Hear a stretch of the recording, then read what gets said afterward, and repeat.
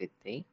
So for today's update, I mainly focus on working with YOLO to integrate with our existing application. So as you can see, we have now the YOLO S segmentation. This is the currently smallest model of YOLO E that we can use, which is lighter and faster. And I added multiple YOLO class names. What I'm planning on this one is to integrate this on UI so that users will be able to add additional class that they want to detect with our camera. And I also added some configuration for YOLO E, like using the built-in visualization and also using RGB input.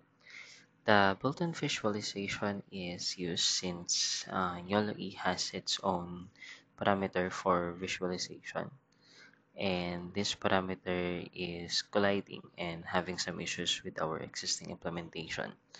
That's why I rewrite some part of the existing code to make sure that the YOLO-E will be integrated without any problem.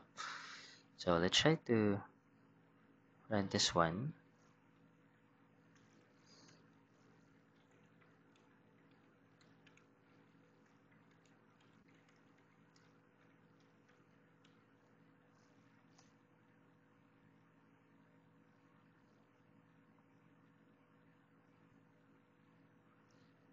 Okay, so this is what we have now for the main script with the integrated YOLO. As you can see, we are being able to identify person walking and also some of the person who are just standing. So most of the classes are being identified. However, some classes which I think is not supported or not in the ML mobile clip from Apple are being identified. So if we take a look at this one, you can see that the motion is being identified together with how we are segmenting or how we are detecting the person using the YOLO. Some of the frames that has a fighting as well are being identified by YOLO alone. So this will be helpful for us in regards with the visual analysis and detection. But of course, it is not accurate similar to the video analysis that we have, but it might be helpful for us to use as additional measurement or guidelines for fighting, lightning, and fire.